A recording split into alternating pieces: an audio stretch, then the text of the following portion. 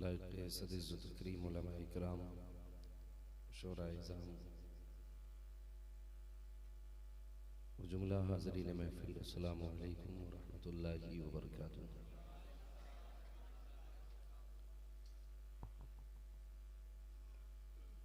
नहमदुहु व नुसल्ली व नुसल्लिमु अला रसूलिहिल करीम अम्मा बअद फ़अऊज़ु बिल्लाहि मिनश शैतानिर रजीम बिस्मिल्लाहिर रहमानिर रहीम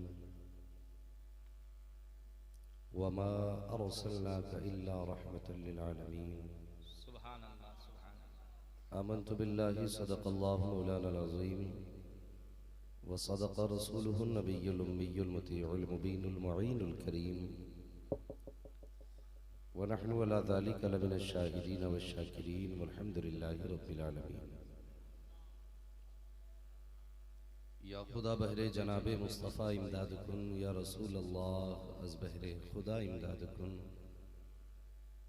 या शहीद करबला या दाफ़िए करबो बला, गुल रुखा शहज़ादाए गुलगो क़बा इमदाद कुन। गौसे आज़म बमने बेसरो सामा मददे क़िबलाए ती मददे काबाए ईमा मददे बगिरदाबे बला उफ्तादा कश्ती मदद कुन या मुईन अद्दीन चिश्ती। आमीन। क़ादरियम नारे या गौसे आज़म मी ज़नम दमज़ शेख अहमद रज़ा ख़ां क़ुत्ब आलम मी ज़नम बलग़ल उला बिकमालिही कशफ़त दुजा बिजमालिही हसनत जमीअ ख़िसालिही सल्लु अलैहि व आलिही। करूँ तेरे नाम पे जां फ़िदा न बसे के जां दो जहां फ़िदा, दो जहां से भी नहीं जी भरा, करूँ क्या करोड़ों जहां नहीं। बहुत अच्छा। खूने दिल दे के निखारेंगे रुखे बरगे गुलाब, खूने दिल दे के निखारेंगे रुखे बरगे गुलाब, हमने गुलशन को सजाने की कसम खाई है। अजीज़ान मिल्लत इस्लामिया, मिंबर रसूल पर आप नूरानी चेहरे देख रहे हैं। यकीनन ये इनकी करम फरमाई है कि जो अभी तक मिंबर रसूल पर ये जलवागर हैं और मेरे जैसे नाकारा इंसान की हौसला अफजाई फरमा रहे हैं। मैं सबसे पहले मुबारकबाद पेश करता हूँ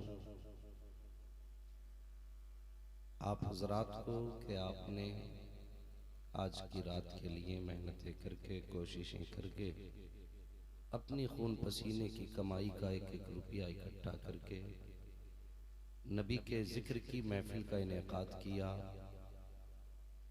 और हम सब के लिए आज की रात को मुस्तफ़ा के जिक्र मनाने के लिए ये मौका फराहम किया है। सुभान अल्लाह सुभान अल्लाह। वरना सच तो ये है, ये तेरा करम है आका के बना लिया है अपना। सुभान अल्लाह। बहुत अच्छे बहुत अच्छे। ये तेरा करम है आका कि बना लिया है अपना, कहाँ मुझसे ये कमीना कहाँ सिलसिला तुम्हारा। अजीज़ाने मिल्लत इस्लामिया, ऐसे मौसम में और इस वक्त तक आपका बेदार बैठना ये खुद बता रहा है कि आप किस मूड में बैठे हैं और क्या नियत लेके बैठे हैं। जहां तक मेरा अपना मानना है कि इतनी रात में बिस्तर छोड़ के जागना बड़ा मुश्किल काम होता है। आप यहां बैठे हो, ये आपकी हिम्मत और ताकत नहीं, यकीनन इस बैठने के पीछे कोई ऐसी ताकत है जो आपको उठने नहीं दे रही। सुभान अल्लाह सुभान अल्लाह। बहुत अच्छे। कोई ऐसा रिश्ता है जिसने आपको अपने बंधन में बांध रखा है और मेरा ईमान कहता है यकीनन वो रिश्ता कोई दूर का रिश्ता नहीं, मदीने वाले हुजूर का रिश्ता है, मुस्तफ़ा का रिश्ता है जो हमें उठने नहीं देते। अगर आपका सुनने का मिजाज हो तो जितना नबी से प्यार है उतनी आवाज के साथ दुरूद पाक पढ़ लीजिए। अल्लाहुम्मा सल्ली अला सय्यदिना व शफीइना व नबीना व मौलाना मुहम्मद मअदनिल जूदी वल करम वालिही व अस्हाबिही व बारिक वसल्लम सलातु व सलामन अलैका या रसूल अल्लाह सल्लल्लाहु तआला अलैहि वसल्लम। ये उसूल भी होता है, ज़ाब्ता भी होता है कि नात तकरीर के बाद एक कलाम कम से कम होना चाहिए बीच में। लेकिन मैं शुक्रगुजार हूँ भाई नदीम रज़ा फैज़ी कि इन्होंने अपना वक्त आज मुझे दे के कहा नहीं अब तकरीर ही होनी चाहिए। क्या बात। मैं सच बोल दूं और मेरी आदत भी है थोड़ा सा बोलने की। जिस दिन मिंबर पे ये खुलूस अगर पैदा हो गया, हर मिंबर पे जिस दिन ये खुलूस नजर आ गया तो फिर इंशाअल्लाह कोई जलसे नाकाम करने वाला पैदा नहीं हुआ। बड़ी जरूरत है इस मोहब्बत की, ये खुलूस की, और यही सबक तो मेरे नबी ने दिया है कि अपना पेट भर के फिर उठा के किसी को देना ये कोई भी कर सकता है। मजा तो तब है जब अपने आगे का उठा के सामने वाले को। बहुत अच्छे। नारे तकबीर, नारे रिसालत। बहुत अच्छे। जिंदाबाद जिंदाबाद। मैं समझता हूं कि इसको मिंबर वालों से बेहतर कोई नहीं समझ सकता। और आका के अहकाम पे कमा कहूँ अगर कोई अमल कर सकता है तो वो अरबाब मिंबर ही कर सकते हैं। लिहाजा मैं आपसे भी गुजारिश कर दूं शुरू में उलमा की कद्र किया कर। ये जरूरी नहीं मैं अगर कुर्सी पे बैठा हूं तो मैं ही लायक ताज़ीम हूं या मैं बड़ी कद्र वाला हूं, मुझे कोई इज्जत दी जाए, मेरे हाथ चूमो और मोहल्ले के इमाम को सलाम तक ना करो, ये नाइंसाफी है। यकीन जानो मैं तो 1 घंटे के लिए आया हूँ। जरा सोचो तो सही, जो महीने के 30 दिन तुम्हारे घर के दरवाजे पे रहता होगा, रात के सन्नाटे में अगर तुमने कहा मौलाना सर्दी के मौसम में दरवाजा बजा के कहते हो बच्चे की तबीयत खराब है, यार कभी उसने तुझसे ये नहीं कहा कि सर्दी का मौसम है, कभी उसने ये नहीं कहा मुझे ठंड लगी है, कभी उसने ये कह के तुम्हें वापस नहीं किया कि अभी वक्त नहीं है। यार सलाम करो उस इमाम को जिसका दरवाजा तुमने आधी रात को बजाया तो उठ के चल दिया है, जिसको तुमने बगैर नमक का खाना खिलाया तो किसी से शिकवा नहीं किया है, अगर खाना किसी वक्त का नहीं आया है तो उसने आज तक किसी से शिकायत नहीं की है। यार जानते हो उसका रिश्ता तुमसे क्या है? रिश्ता सिर्फ इतना है वो सब कुछ बर्दाश्त करता है तो उसकी वजह ये है वो जानता है जिस नबी का नौकर मैं हूँ उसी नबी का कलमा मेरे नमाज पढ़ने वाले भी पढ़ा। नारे तकबीर, नारे रिसालत, मसलके आला हजरत फैजाने हुजूर मुजाहिदे मिल्लत। जिंदाबाद जिंदाबाद। मैं इस बात से बिल्कुल खुश नहीं होता कि मेरे हाथ चूमे जाएं, मस्जिद का इमाम रात को उठ उठ के बिस्तर पे रोता। अल्लाह, मुझे इस चीज से कतई तौर पर खुशी नहीं होती। यार भले मेरे हाथ न चूमे लेकिन कम से कम एक बार मुस्कुरा के इमाम को सलाम कर लिया। ये वो है जो आपको 5 वक्त अल्लाह की बारगाह में ले जाके खड़ा कर देता है। इसका मकाम क्या है बस समझ लो आप मेरे हो, मैं गाली बकने नहीं आया, मैं आपका दिल दुखाने नहीं आया। मेरा और आपका कोई खून का रिश्ता नहीं, नस्ल का रिश्ता नहीं, सिर्फ एक नबी की अता करदा कलमे का रिश्ता है। बेशक बेशक। सिर्फ नबी की उल्फत का रिश्ता है जो मेरे और आपके दरमियान मौजूद है।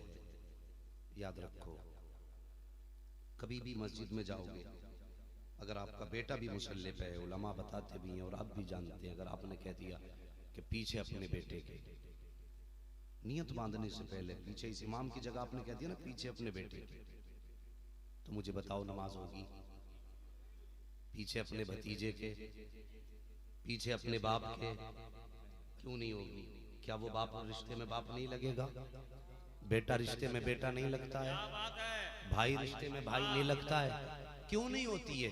सिर्फ इसलिए नहीं होती कि तूने उसको अपना रहबर नहीं माना। इमाम का माना क्या होता है? इमाम का माना सिर्फ आगे वाला नहीं होता है, ये याद रखिए।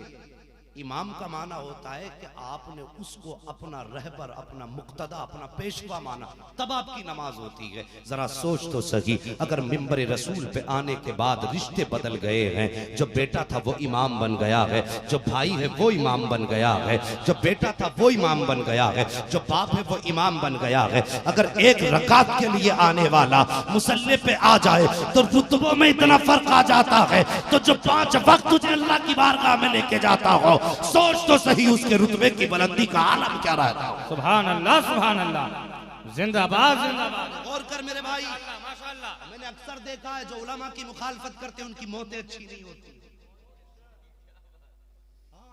एक इमाम था और एक कुछ लोगों को बीमारी होती है इमाम पे नजर रखने, ये मत कहना तुम्हारे इमाम साहब ने मुझे पढ़ाया या बताया, अल्लाह की कसम इनसे इस ताल्लुक से कोई बात नहीं हुई, लेकिन ये हर जगह की बीमारी है। और मेरी तकरीर तबे यार को बेचैन करती है, सबब क्या है वही कहता हूं जो दिल पर गुजरती है। मैं बस दर्द दिल बयान करता हूं जहां जाता हूं। गौर करना जो मैं बात अर्ज कर रहा था, हमें अपने मुआशरे में, अपनी सोसाइटी में कोई भी हो पढ़ा लिखा, भले 10 पारों का हाफिज हो, 20 पारों का हाफिज है, पूरा हाफिज है, कारी है, मौलाना है, उसकी इज्जत करनी है, सिर्फ ये नियत लेके कि ये मेरे मुस्तफ़ा के दीन का वारिस है, ये कुरान का वारिस है, ये सोच के हमें उसकी कदर करनी है। और यही कदर, ये सोच हमें जन्नत तक ले जाएगी। करेंगे ना इस बात पे अमल इंशाअल्लाह। अल्लाह ताला सबसे पहले मुझे अमल की तौफीक अता फरमाए और उसके बाद पूरी उम्मत मुस्लिमा को अमल की तौफीक अता फरमाए। अब मैं अपनी बात करने लगा। लोगों, सोसाइटी में, मुआशरे में हमारे अक्सर कुछ लोग एक बात कहा करते हैं, मौलाना शरफुल कादरी नकाबत माशाअल्लाह दिल को छू जाती है इनकी भी, शायरी बड़े सलेस अंदाज में, तवज्जो चाहिए आपकी और उलमा इकराम की दुआएं। अक्सर हमारे मुआशरे में एक बात कही जाती है, यार क्या करूं, मुझे सच बोलने की बात आदत है। दूसरी बात कहते नहीं, मुझे मुंह पे कहने की आदत है क्या, नहीं वो मुझे मुंह पे बोल देने की आदत है, अब तुम्हें कैसे ही भी लगे। इस बात पर गौर करना, इस चीज का सहारा लेते हैं हम अपने जिससे जाती रंजिश होती है उसे रुसवा करने के लिए। थोड़ी सी पुरानी रंजिश होगी ना, तो उस छोटी सी रंजिश को निकालने के लिए कहते हैं, जब अगर उससे कोई गलती हो जाए ना, 4 लोगों में वही कहते, ओ भाई तू गलत है, तो वो शर्म से गर्दन झुका लेता। बाद में क्या कहता कहने वाला, यार मेरी मजबूरी है, क्या करूं, आदत है मुंह पे टोक देने। तो ख्याल कर, तूने इस बात का सहारा लेके किसी का दिल तोड़ दिया, किसी का दिल तोड़ दिया। और दिल तोड़ना कितना बड़ा गुनाह है। फरमाया गया कि मोमिन का दिल तोड़ना काबे ढाने से ज्यादा गुनाह है।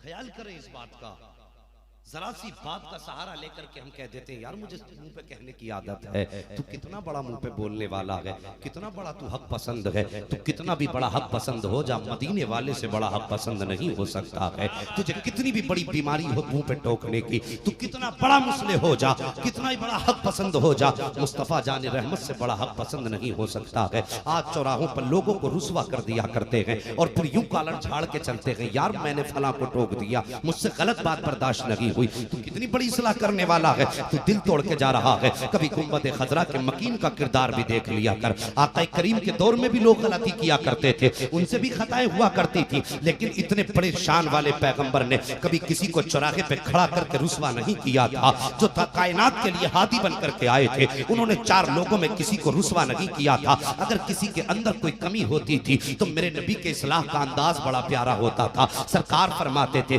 कुछ लोग ऐसा किया करते हैं हालांकि ये दुरुस्त नहीं है, कुछ लोग ऐसा कहा करते हैं हालांकि ये दुरुस्त नहीं है। नबी ने कभी नाम लेके किसी को नहीं टोका, बल्कि इशारतन कहा करते थे। और जब सरकार इस तरह इस्लाह फरमाते थे तो लोग जिनके अंदर वो कमियां होती थी खुद ब खुद वो कमियां दूर कर दिया करते थे। अब मुझे कह लेने दो कि लोगों की बातों का सहारा लेकर के तुम अपनी जाती रंजिशें निकाला करते हो। यार यहाँ काला खड़ा करके चलोगे, यहाँ शान से चल सकते हो, मगर मुझे बताओ तो सही, जब कब्र में आओगे तुम भी और फरिश्ते भी आएंगे, तेरे चेहरे पे कफन होगा, तेरा बाप भी मिट्टी डाल के जा चुका होगा, भाई भी मिट्टी डाल के जाएगा, कब्र में अंधेरा होगा। तो याद रख, जब उस कब्र के अंधेरे में तुझे किसी मददगार की जरूरत पड़ेगी तो न बाप बचाने के लिए आएगा, न भाई बचाने के लिए आएगा, न खानदान वाले बचाने के लिए आएंगे। अगर सबसे पहले तेरा सहारा बन करके कोई आएगा तो वो कोई और नहीं, मदीने का ताजदार तशरीफ लाए। जिंदाबाद जिंदाबाद। नारे तकबीर या रसूल अल्लाह, मरहबा, जिंदाबाद जिंदाबाद। देखो तो अपना मुआशरा हम कहां चले गए, हमारे कदम किधर जा रहे हैं, हमें कोई परवाह नहीं, किसी का दिल टूटे तो टूटे। साहिब हम तो दरवाजे पे टाइल्स भी इस वजह से लगाते ताकि हमारे पड़ोसी से हमारा मकान भद्दा दिखाई न दे। जरूरत नहीं है लेकिन 3-3 मंजिल मकान इसलिए हम बनाते ताकि मेरा मकान पड़ोसी की छत से नीचा ना रह जाए। इतनी इनाद परस्ती हमारे अंदर, इतना हसद अपनों से हमारे अंदर। हम सोचें अपने बारे में, हमने किस नबी का कलमा पढ़ा है। मेरे नबी की बारगाह में घर के अंदर पहली बात तो 7-7 दिन हो जाते थे चूल्हा नहीं जलता था। आज अल्लाह ने दौलत दी है तो हम जुओं में, शराबों में, हरामकारियों में दौलत उड़ाते फिरते हैं। हमें कदर ही नहीं मालूम ये दौलत कितनी कदर वाली है। 7-7 दिन हो जाते थे मेरे नबी के घर में चूल्हे में आग तक नहीं जलती थी। मेरे मुस्तफा के सहाबा खजूरें मुंह में डाल के चूस चूस कर गुठलियों से गुजारा करते थे। और कभी आका के घर में गोश्त या कोई अच्छा खाना बन जाता, मेरे नबी प्याली में लेते और दरवाजे से बाहर निकलते अपने पड़ोस के दरवाजे पे जाते। और वो दरवाजा अबू बकर सिद्दीक का नहीं होता था, वो दरवाजा फारूक आजम का नहीं होता था, वो दरवाजा उस्मान गनी का नहीं होता था। वो दरवाजे उनके थे जो मेरे नबी पे पत्थर मारा करते थे। वो दरवाजे उनके थे जो आका की राह में कांटे बिछाया करते थे। नबी वो प्याला हाथ में लेकर के जाते, दरवाजे पे दस्तक देते, अंदर से आवाज आती, कौन? कहा अना मोहम्मदुर रसूलुल्लाह। कहा मैं मोहम्मदुर रसूलुल्लाह हूँ। आका क्यों आए हो? आका जी वो पूछते थे अपनी बोली में, हम तो उनकी बोली नहीं बोल सकते लेकिन मैं बताना चाहता हूँ। कहते थे क्यों आए हो, तुम्हारा क्या काम हमारे दरवाजे पे? तुम्हारे लिए दरवाजा नहीं खोला जाएगा। मेरे नबी की आंखें बरसने लग जाती थी। कहते थे मेरे पड़ोसियों, आज मैं तुम्हें दीन देने नहीं आया हूँ, मैं तुम्हें कलमा पढ़ाने नहीं आया। कहा फिर किस लिए आए हो? कहा दरवाजा तो खोलो। जब वो दरवाजा खोलते थे तो आका का करम देख के रोने पे मजबूर हो जाया करते थे। क्या देखते थे? नबुव्वत वाले हाथ में वो प्याली होती थी, उसके अंदर गोश्त या खाने का अच्छा सामान होता था। आका फरमाते थे तुम मेरे पड़ोसी हो, मेरे घर के अंदर ये चीज बनी थी, मैंने जब खाने का इरादा किया मुझे तुम्हारी याद आ गई, मैंने लुकमा मुंह में रखना पसंद न किया, मैंने चाहा पहले अपने दस्तरखान से उठा के पड़ोसी को दे करके आऊंगा। यार सोचो तो सही, आज हम कलमा पढ़ने वालों के साथ सिला रहमी नहीं कर सकते, अपने भाई के साथ भलाई नहीं कर सकते हैं, अपने सगे खानदानियों के साथ भलाई नहीं कर सकते। उस पैगंबर के किरदार को कभी गौर से पढ़ा भी कर लो, कभी उनको सोचा भी करो। वो दुश्मन के दरवाजे पे सब्जी लेकर के जाते, अच्छा खाना लेकर के जाते। अल्लाह की कसम मेरा ईमान भी कहता है, मेरा अकीदा भी कहता है, यही वो किरदार था कि जो जिस दरवाजे पे पहुंच जाता था अल्लाह की रहमतें पहले उस दरवाजे पे इस्तकबाल किया करती थी। जैसे आका जाते थे दरवाजा खुलता था तो सब्जी बाद में जाती थी, खुदा का दीन उस दरवाजे में पहले दाखिल हो जाया। आहा, नारे तकबीर, नारे रिसालत, मसलके आला हज़रत, फैज़ाने हुजूर मुजाहिदे मिल्लत। बदलो यार किरदार, जल से जिंदगी भर होंगे और मेरे जैसे जिंदगी भर आएंगे। आप मुझे मत देखना मैं क्या हूं, मेरी औकात क्या है, सिर्फ बातों पे गौर करना और कोशिश करना हम इन बातों पे कल से अमल करेंगे। और कल से नहीं इंशाअल्लाह, अभी सुनेंगे समझो अभी से अमल शुरू कर देंगे इंशाअल्लाह। अल्लाह ताला पहले मुझे अमल की तौफीक दे, उसके बाद पूरी उम्मत मुस्लिमा को अमल की तौफीक दे। वो लोगों ये किरदार अपने कर लो।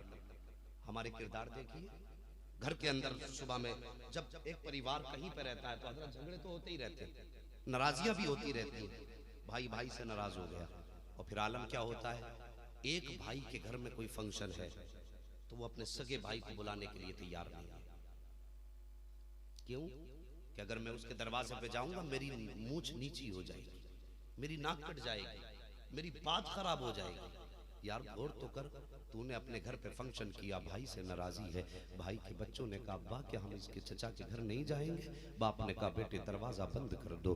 बच्चे रोते हैं, बाप की गोद में बैठ के कहते हैं अब्बा नाराजी आपसे थी, हमसे तो कोई नाराजी न थी, तुम्हें बच्चों पे भी तरस नहीं आता। यार बच्चे कितनी हसरतें तुमसे लेके बैठते हैं कि चचा के घर की शादी में हम शरीक होंगे, चचा के इस फंक्शन में हमें जाना है, लेकिन चचा इतना जालिम निकला है कि भाई तो भाई भतीजों तक पे चचा को ख्याल नहीं आया। यार तेरे दरवाजे पे कुत्ता भी खा के जा रहा है, तेरे दरवाजे पे चूड़े चमार भी खा के जा रहे हैं, दूर दराज के तेरे दरवाजे पे अपने भी खा रहे हैं, पराए भी खा रहे हैं। अगर आज दरवाजा तेरा बंद है तो सगे भाई के लिए बंद है। तेरे बच्चे तो नए कपड़े पहन के फंक्शन में खुशियां मना लेंगे, तू तो पेट भर के नाक तक खा लेगा। लेकिन क्या तुझे याद नहीं कि वो बच्चे घर में बाप की गोद में रो रहे होंगे? क्या उन्हें तेरे घर की खुशियां रुलाती नहीं होंगी? उन्हें तो ये भी मालूम न था चचा के दिल में इतनी नफरत है भतीजों से। चचा के घर में इतने फंक्शन के मौके पर भी वो बच्चे यही हसरतें लेकर सुबह के सूरज का इंतजार करते रहे। शायद शाम को चचा नहीं आया तो सुबह आके हमारा हाथ पकड़ के लेकर के चला जाएगा। रात भर बच्चे अपने बाप से इस तरह की बातें कहते हैं, अब्बा जी अगर चचा हमें बुलाने आएगा तो हम चले जाएंगे। बाप भी गर्दन झुका के चुप हो जाता है, बच्चों का मामला है, दुश्मनी मेरी है मेरे बच्चों की नहीं है। लेकिन उस वक्त कलेजे टुकड़े टुकड़े होने लगते हैं बच्चों के भी, जब दुनिया तेरे दरवाजे पे खा के जाती है, कोई तेरी तारीफ में नारे लगाते जाता है, कोई तेरे खाने की तारीफ करता जाता है। बच्चे उस वक्त में बाप के सामने गर्दन झुका के बैठ जाते हैं और बार बार एक सवाल उठ के आता है उनके ख्याल में, अब्बा जी दुश्मनी आपसे थी हमसे क्या थी? हमें तो कम से कम एक बार चचा ने बुला लिया होता। अब्बा जी अगर एक बार चचा ने कह दिया होता तो हम तो चले जाते, आपका मामला आप जानते। यार हम इस नतीजे तक पहुंच गए हैं, अगर भाई से एक बार नाराजी हो गई है तो हमने बच्चों तक का खाना बंद कर दिया है। अब बच्चों की बात छोड़िए, अगर बाप से नाराजी हो जाती है तो बाप यूं देखता रहता है कि मेरा बेटा शायद अब मुझे अब्बा कह के पुकार दे, अब मुझे अब्बा कह के पुकार दे। लेकिन ये इतना बड़ा नवाब बन जाता है कि पलटकर भी एक बार बाप के चेहरे को नहीं देखता है। और तेरे घर की सारी खुशियां घूम रही हैं,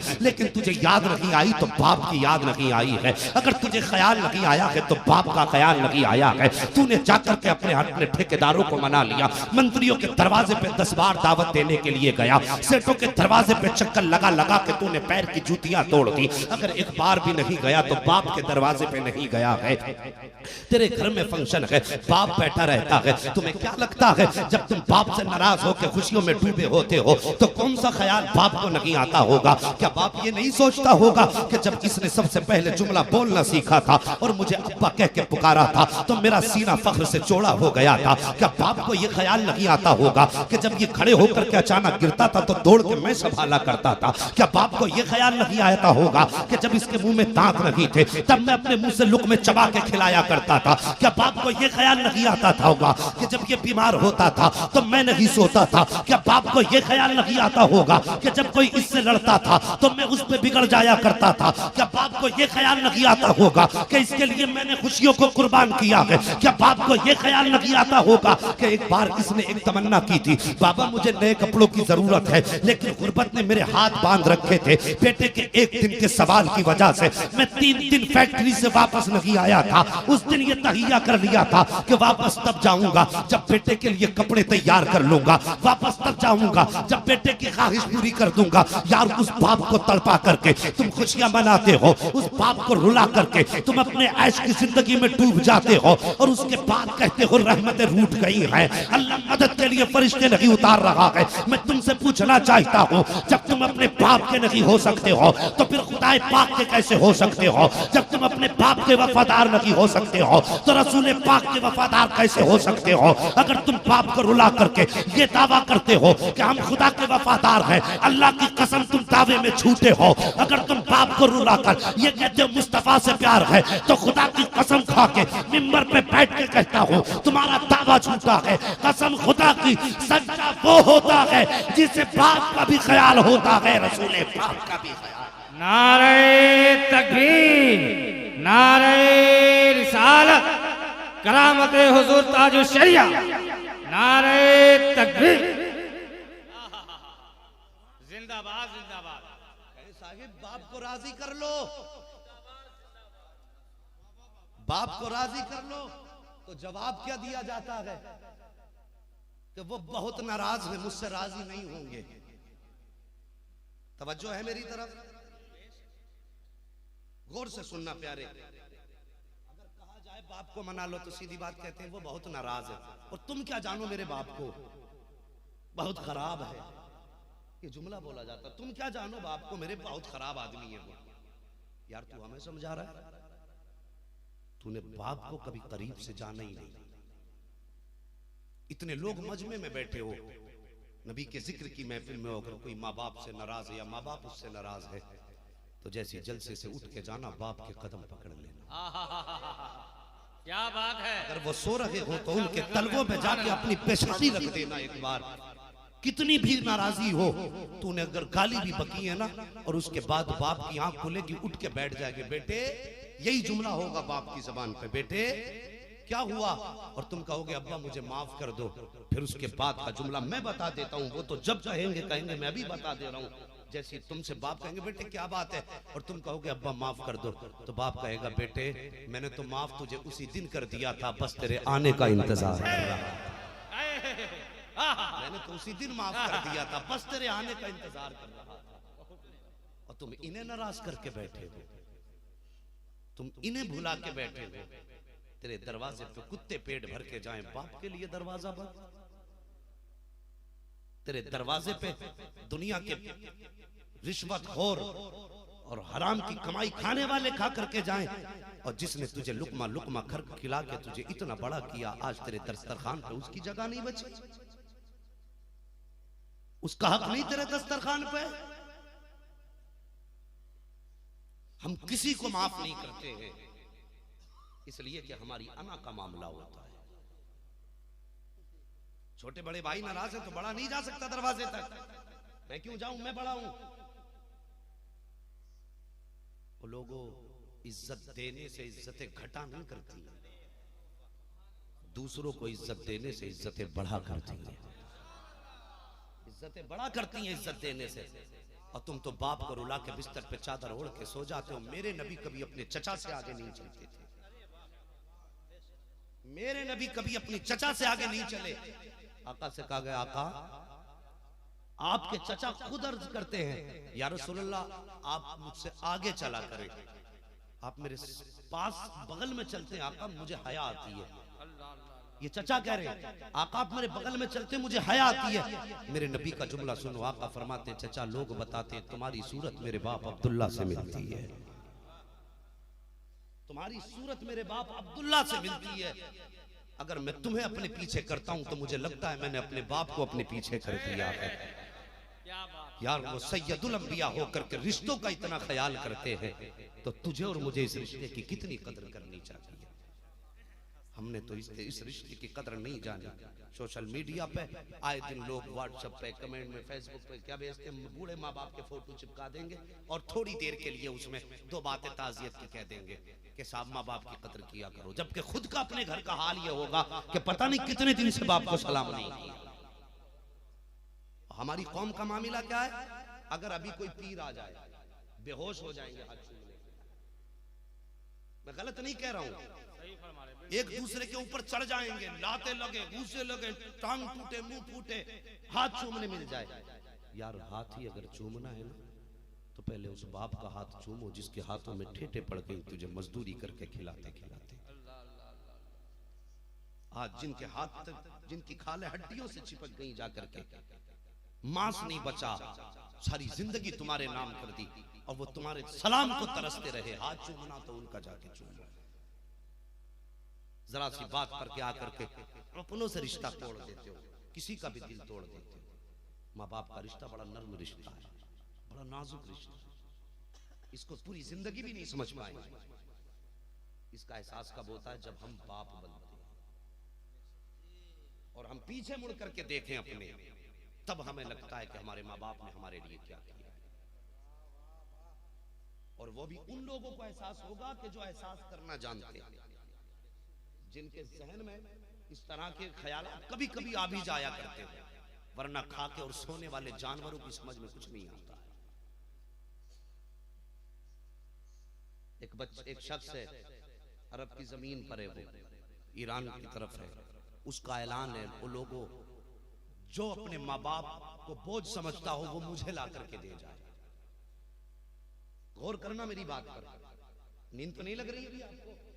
माशाअल्लाह, अल्लाह सलामत रखे। उसका ऐलान है कि जिसको अपने माँ बाप बोझ लगते हो वो मुझे दे जाए अपनी माँ या बाप। उसकी जब तहकीक की गई कि आखिर ये दूसरों के माँ बाप को अपने पास क्यों रखता है, तो उसके पीछे बड़ी गहरी सच्चाई निकली। इजाजत है आपकी तो बताऊं? अल्लाह सलामत रखे। बड़ी गहराई निकली। और वो गहराई क्या थी? तहकीक की गई तो पता ये चला, जब ये छोटा था, इसके बचपन का जमाना था, इसने होश संभाला तो इसकी माँ की एक आंख नहीं थी। क्या नहीं था? जिसकी एक आंख ना हो उसे क्या कहते हैं? भाई बुरा ना मानना अगर किसी की एक ना हो तो, मेरा बताना मकसद है, उसे काना कहते हैं। ठीक है, मर्द को काना, औरत को कानी, ये बोलते हैं। माँ ने उस बच्चे का एडमिशन स्कूल में कराया, बच्चा पढ़ने जाने लगा, थोड़ा सा समझदार हुआ। एक दिन आके घर में बस्ता फेंक के कहने लगा, माँ आज के बाद स्कूल नहीं जाऊंगा मैं। माँ ने कहा, बेटे किस लिए? कहा, माँ जब मैं स्कूल जाता हूँ लोग मुझे कहते हैं कि ये कानी का बेटा आ गया, बच्चे मुझे चिढ़ाते हैं। माँ ने समझाया। कुछ दिन गया, उसने कुछ साल तालीम मुकम्मल की। पढ़ते पढ़ते जब और ज्यादा होशियार हो गया, फिर अपनी माँ से कहने लगा, माँ आज के बाद मैं तेरे साथ नहीं रह सकता। माँ के पास एक ही बेटा था, सर पे शोहर का भी साया न था। माँ ने इतना सुना, कलेजा थाम के बैठ गई। लगते जिगर मुझसे कौन सी खता हो गई जो तू मेरे पास नहीं रह सकता? कहा, माँ जब मैं तेरे पास रहता हूँ और मैं स्कूल जाता हूँ, बच्चे मेरा मजाक उड़ाया करते हैं, इसलिए मैं चाहता हूँ तेरा मेरा रिश्ता अलग हो जाना चाहिए। माँ ने कहा, बेटे तू इसी में खुश है? हाँ माँ मैं इसी में खुश हूँ। ये कह के माँ को, माँ ने कहा, ठीक बेटे जैसे तेरी मर्जी है। वो बच्चा माँ को रोता हुआ छोड़ करके चला गया, जाकर के अलग रहने लगा। तालीम मुकम्मल की, उसको सर्विस मिल गई, सर्विसमैन हो गया, अच्छी कमाई हुई, एक खूबसूरत लड़की से निकाह कर लिया, उसके साथ जिंदगी गुजारने लगा। माँ अपनी गुर्बत के साए में अपनी जिंदगी गुजारती रही। जब कुछ दिन गुजर गए और उस लड़के के घर में अल्लाह ने एक बेटा भी अता फरमा दिया। जब बेटा पैदा हुआ, उस खातून को पता चला कि मेरे बेटे के घर में बेटा पैदा हुआ है। अब उस माँ से बर्दाश्त ना हो सका, वो माँ आई चुपके से, दरवाजे पे दस्तक दी, अंदर से बच्चा निकला। उसने बच्चे का चेहरा देखा और पूछा, बेटे बाप घर में है क्या? उसने कहा, हाँ घर में। क्या बुलाऊं? कहा नहीं। इतना कहा औरत वापस चली गई। अल्लाहु अकबर। जब बेटा बाहर निकलता था, माँ छुप के दीवार के आड़ से देख लिया करती थी, कभी पर्दों की आड़ से देखा करती थी। बेटा तो माँ के बगैर रह सकता है, लेकिन माँ अपने जिगर के टुकड़े के बगैर कैसे रह सकती है? माँ कैसे बेटे के बगैर जिंदगी गुजार सकती है? जब बेटा जाया करता, माँ छुप छुप के बेटे का चेहरा देखा करती। अल्लाह अकबर। एक दिन ऐसा हुआ, वो खातून से बर्दाश्त ना हुआ, अपने बेटे के दरवाजे पे आई, दस्तक दी, अंदर से पोता निकला, यानी बेटे का बेटा। उसने खातून को आके देखा और देख करके कहा, तुम कौन हो? कहा, जाओ अपने बाप से कह दो कोई खातून मिलने के लिए आई है। बच्चा अंदर जाके कहता है, अब्बा जी एक खातून है, उसकी एक आंख नहीं है, वो आपसे मिलना चाहती है। बाप ने कहा, जाओ उससे जाके कह दो मेरे पास वक्त नहीं है। अल्लाह अकबर। जैसे बच्चे ने आके इतना जवाब दिया है, माँ की आहें निकल जाती है, माँ तड़प के वापस लौटने लगी। जब वापस गई, उसके बाद जाके माँ ने खत लिखा। खत के अंदर लिखा था, तेरी इतनी जायदाद फला जगह है, इतना हिस्सा फला जगह है, बेटे उस जमीन पे भी कब्जा करना है तुझे, वो जगह भी तेरी है। और नीचे लिखा है, ए बेटे एक बात मैं आज तुझे बताना चाहती हूँ। बात ये है कि तू मुझसे जो नफरत करता है उसका राज ये आज मैं लिख रही हूँ। उसमें राज पूरा लिखा और लिखने के पास अपने पड़ोसी को बुलाया, बुला करके कहा, सुनो अगर मेरा इंतकाल हो जाए तो ये खत जाकर के फला दरवाजे पे फला शख्स रहता है, ये खत जाके उसके हवाले कर देना। जैसे इतना सुना उस पड़ोसी ने वो खत अपने पास रख लिया। कुछ दिन के बाद उस खातून का इंतकाल हुआ। जैसे उस औरत का इंतकाल हुआ, अब पड़ोसी ने ये खत उसके दरवाजे पर पहुंचाया और दरवाजे पे पहुंचाने के बाद जैसे उसने वो खत देखा है, उसने देखा मेरी माँ का खत है और खत में पढ़ते पढ़ते उस जगह पर आया जिसमें माँ ने ये बताया था, बेटे आज मैं तुझे उस राज से पर्दा उठाना चाहती हूँ जिस राज के अंदर कितने राज मौजूद हैं। उसके नीचे लिखा हुआ था, बेटे तू मुझसे इस वजह से दामन छुड़ा के चला गया कि लोग मुझे कानी कहा करते थे, तुझे एक आंख की औरत का बेटा कहा करते थे, इस वजह से तूने मुझसे रिश्ता छुड़ाया है। लेकिन कभी तूने ये जानने की कोशिश नहीं की कि बेटे मेरी आंख का हुआ क्या था, इस आंख में क्या हो गया था। माँ कहती है बेटे आज मैं तुझे बताना चाहती हूँ, तूने तो मेरे ऐब की वजह से मुझसे दामन छुड़ाया, आज सच्चाई सुनने के लिए तैयार हो जा। माँ ने लिखा मेरे लख्ते जिगर याद रख, जब तू बचपन में छोटा था पालने के अंदर लेटा हुआ था, मैं तुझे पालने में लेटा करके खाना बनाने में लगी हुई थी। मेरे लख्ते जिगर तू अचानक पालने से उठा, उतरने की कोशिश कर रहा था, पालने से नीचे घर गिरा है और जैसी तू नीचे गिरा तेरे नीचे एक कील रखी हुई थी जो तेरी आंख में लग गई थी। मेरे बेटे तेरी आंख में वो कील जा करके लगी है। लख्ते जिगर में तुझे लेकर के डॉक्टर के पास गई थी, मैंने कहा था डॉक्टर मेरी बेटे की आंख देख ले। डॉक्टर ने तेरी आंख देखने के बाद कहा था खातून तेरे बेटे की आंख खत्म हो चुकी है, अब ये एक आंख से देख नहीं पाएगा। मेरे लख्ते जिगर आज रात से पर्दा उठ रहा है। बात यह है जब डॉक्टर ने ये कह दिया था कि ये आंख से देख नहीं पाएगा, तो मैंने कहा था डॉक्टर कोई तो इलाज का तरीका होगा, कोई तो रास्ता होगा। तो डॉक्टर ने ये कहा था कि तेरे बेटे की आंख बच जाएगी या दूसरी आंख से उस वक्त देख पाएगा जब इसे ऐसी ही कोई आंख ला करके दे दी जाए। जैसे डॉक्टर ने इतना कहा था, मैंने डॉक्टर से कहा था डॉक्टर जितना पैसा चाहे ले ले और तलाश करता कि कोई आंख मिल जाए। डॉक्टर ने कहा था कोई आंख पैसे के बदले में नहीं मिल सकती है। कहा बेटे जब डॉक्टर ने इनकार कर दिया था, मैंने डॉक्टर के पैर पकड़ के कहा था डॉक्टर आज मेरी आंख निकाल ले, मेरे बेटे के चेहरे पे लगा दे। जैसे मैंने इतना कहा था, मुझसे डॉक्टर ने कहा था खातून तू क्यों अपने आप के अंदर ऐब पैदा कर रही है। तो मैंने डॉक्टर के चेहरे पे एक निगाह डाली थी, दूसरी निगाह तेरे चेहरे पे डाल के कहा था ये डॉक्टर मेरे बेटे की जिंदगी का इब्तदाई दौर है, अगर ये शऊर की जिंदगी में कदम रखेगा, कोई इसे काना कहेगा, कोई इसे अंधा कहेगा, कोई इसको निकलने पे लोग इसे ताना देंगे। अगर मेरे बेटे को कोई ताना देगा तो माँ का जिगर टुकड़े टुकड़े हो जाएगा। और फिर ये आंख किसके लिए बचा के रखूं, अब तो मेरे सर पे शोहर का भी साया नहीं है, आंखें किसके लिए बचा के रखनी है। कहा बेटे मैंने अपनी आंख निकाल करके जो तुझको आंख दी थी उसी दिन से मेरी एक आंख खत्म हो गई थी। ए मेरे लख्ते जिगर आज तूने इसी आंख की वजह से अपनी माँ से रिश्ता तोड़ दिया है। जैसी उसने इतना सुना है बेहोश होकर जमीन पे गिर जाता है, मगर मामला ये है जब अफसोस से कुछ मिलने वाला ना था दौड़ करके गया, माँ की कब्र पे लिपट के रोने लग जाता है। वो कहता है माँ ये राज तूने छुपा के रखा, काश मुझे बता दिया होता। तो तारीख बताती है माँ की कब्र से आवाज आई थी ए मेरे लख्ते जिगर मैं तो चली गई हूँ और तूने भी मुझे इस आँख की वजह से छोड़ा है, लेकिन जब तू चलता है दुनिया तुझे सलाम करती है, ठंडक तेरे माँ के जिगर में उतर जाया। नारे तकबीर, नारे रिसालत, अज़मते वालिदैन, नारे तकबीर। बहुत अच्छे, सुभान अल्लाह, सुभान अल्लाह। जरा सोचो तो सही क्या मोल है इस माँ का, क्या कीमत है इस माँ की ममता की। आज जलसे में बैठे हो, बड़ी मेहनत की आपने, अल्लाह ने इस मेहनत की लाज भी रखी है। वरना मौसम कैसा था ये मुझे भी मालूम है, आपको भी मालूम है, कितना पानी गिरा है, लेकिन जो मेरे महबूब से सच्ची अकीदत रखते हैं अल्लाह उन्हें कभी रुसवा नहीं करता है, अल्लाह उन्हें कभी रुसवा नहीं करता है। तुमने बहुत मेहनत की है इस जलसे को सजाने के लिए। एक बात मेरी भी मान लेना, आज के जलसे की सारी मेहनत अपनी माँ के नाम कर। बूढ़े हो जवान हो यार, माँ का रिश्ता ही बड़ा अजीब है। ये बात किसी एक जमात से भी बिलखुसूस नहीं कही जा सकती, इसलिए कि अगर माँ से 10 साल का बच्चा प्यार करता है तो 18 साल का जवान भी प्यार करता है, 30 साल का आदमी भी प्यार करता है। और अगर आपको देखो मुआशरे में तो 70 साल का बूढ़ा भी माँ से उतना ही प्यार करता है जितना 8 साल का बच्चा करता है।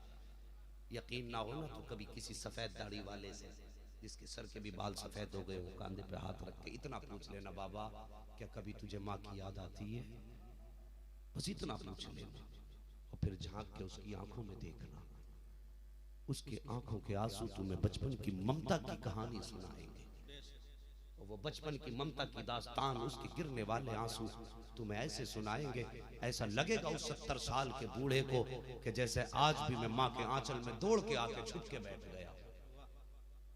माँ कितनी अजीम नेमत है, इतनी अजीम नेमत। यकीन जानो अगर माँ मौजूद हो तुम्हें कितना भी गम लग जाए, रोते हुए घर में आ जाओ और जैसी माँ अपने दुपट्टे से बेटे के आंसू साफ करती है, सिर्फ आंसू साफ नहीं होते, अल्लाह की कसम गम साफ हो जाया करते, गम साफ हो जाया करते।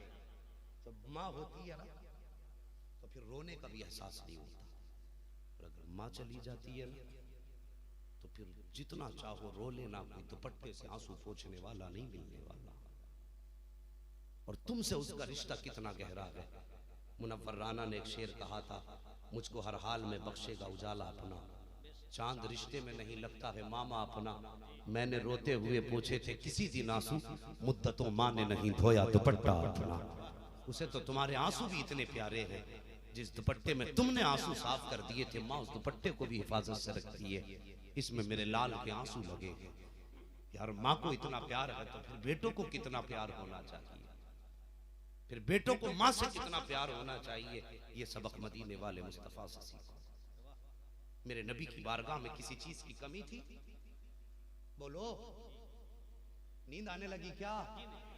जब मैंने कहा बोलो तो फिर बोलो, कोई कमी नबी की बारगाह में? अल्लाह ने कायनात की खजानों की चाबियां मुस्तफा की मुट्ठी में रखी, और रह गई बात नामों की तो 2000 लक़ब मेरे खुदा ने महबूब को अता फरमाए।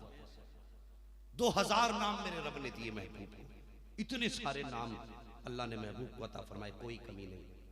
लेकिन हज्जतुल वदा के मौके पर जब मेरे सरकार वापस आ रहे थे ना, तवज्जो है आपकी, जब मेरे सरकार वापस आ रहे थे और मकाम अब्वा के पास से जब गुजरने लगे तो काफिला सहाबा का जितना था, आका ने फरमाया तुम चलो।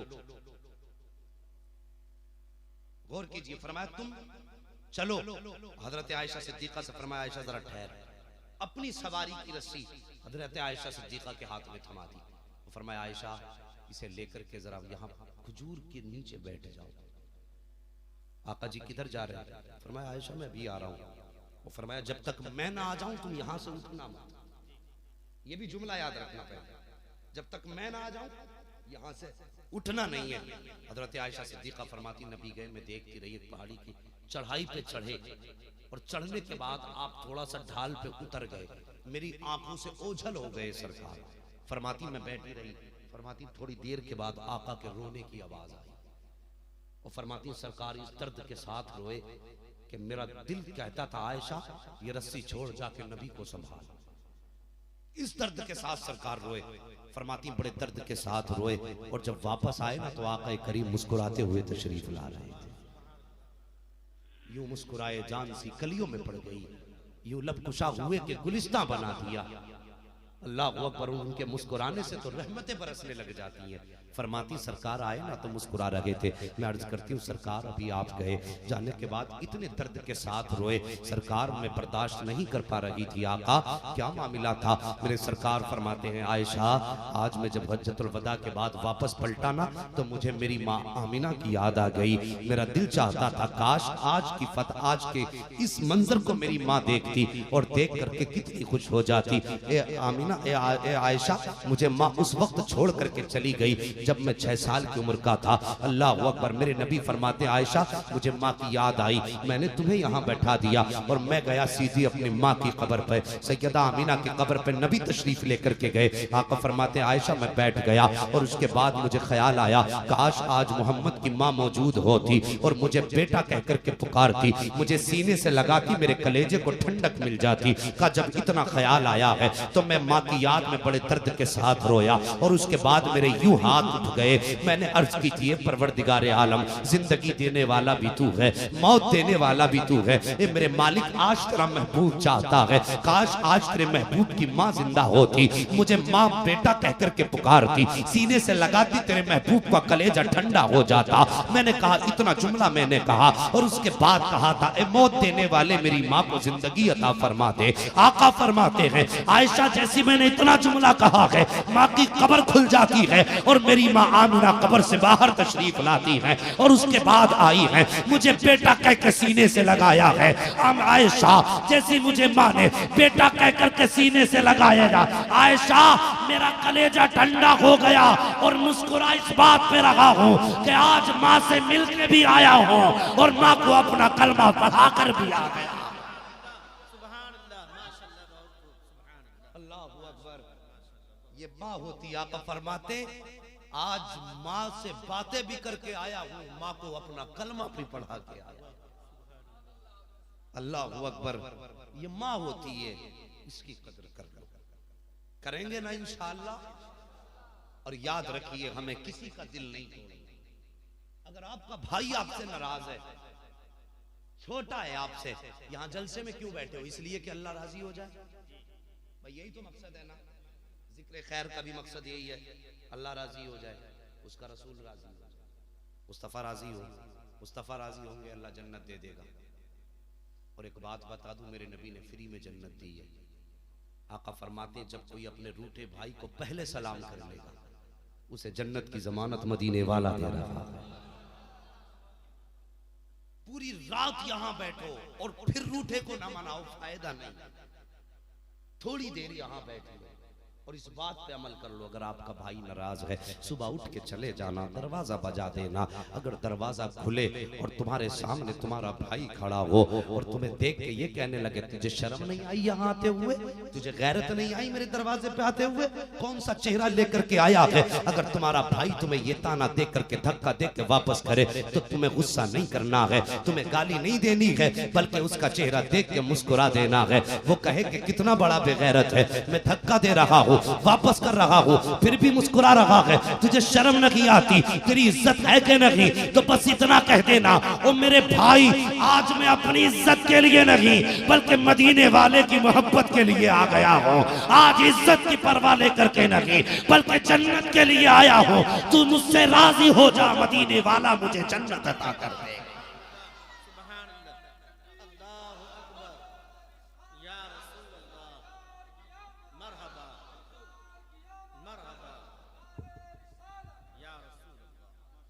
वो तो निहायत सस्ता सौदा बेच रहे हैं जन्नत का, हम मुफलिस क्या मोल चुकाएं, अपना हाथ ही खाली है। हम मुफलिस क्या मोल चुकाएं, अपना हाथ ही खाली है। ओ लोगों, कद्र करो, किसी का दिल न दुखाया करो। मेरे नबी कितनी शान वाले हैं। अगर सफर करें तो कदमों के लिए जिब्रील के पर है। अगर कयाम का इरादा फरमा ले तो अल्लाह का अर्श उनका तकिया बनता है। और अगर मुसल्ले का इरादा कर ले तो सारे नबी पीछे खड़े हो जाते हैं। इतनी शान वाला पैगंबर अगर उंगली उठा दे तो चांद टुकड़े हो जाए, इशारा कर दे डूबा सूरज पलट आए। ये किसी ने किया हो तो बताओ, सिर्फ मेरे नबी की शान है। इतनी शान वाला पैगंबर, अल्लाह अकबर। एक दिन मेरे नबी ना मदीना शरीफ में एक दीवार से यूं टेक लगा के खड़े, कुछ बच्चे उसी चौराहे पे खेल रहे थे। एक सहाबी, उनका भी बच्चा उन बच्चों में था, वो आए, आका करीम को देखा, देखने के बाद कहने लगे, आका मैं अपने बच्चे को ले जाऊं? मेरे नबी ने फरमाया ना, वापस चले गए। फिर गए, फिर आए, फिर आका ने मना फरमाया। तीसरी मर्तबा आए, आका जी मेरा बच्चा सुबह से भूखा है, कुछ नहीं खाया इसने, सरकार में लेकर के चला जाऊं?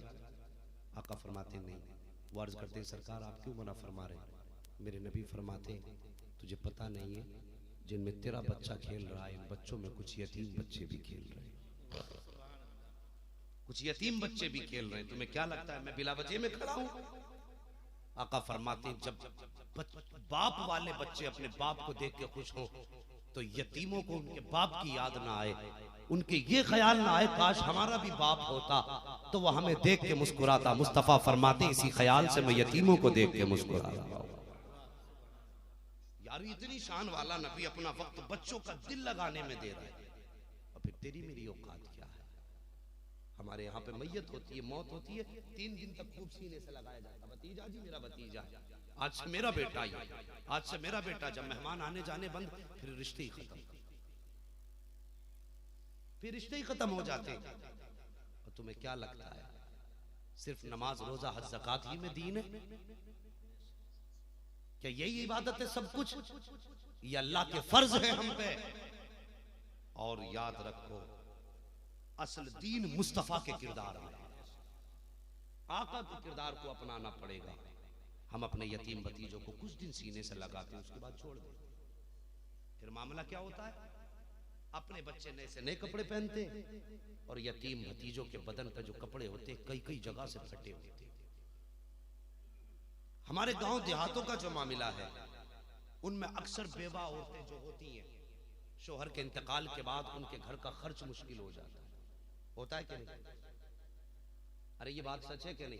बहुत कम ऐसे जिम्मेदार घराने में जो होती हैं औरतें, उनका तो चलो वक्त अच्छे कट जाते हैं, जमीन है, बिजनेस है, लेकिन जो गरीब होती हैं उनकी जिंदगी का गुजारा बड़ा मुश्किल होता है। और जब गुजारा मुश्किल होता है ना, बच्चे होशियार होने लगते हैं, उनके पास कोई जरिया नहीं होता, तो या तो वो तेरे घर आके बर्तन धोती हैं या मेरे घर में सफाई करती हैं, सिर्फ इस उम्मीद पे 2-4 पैसे मिलेंगे, इससे मेरे बच्चों की परवरिश हो जाएगी।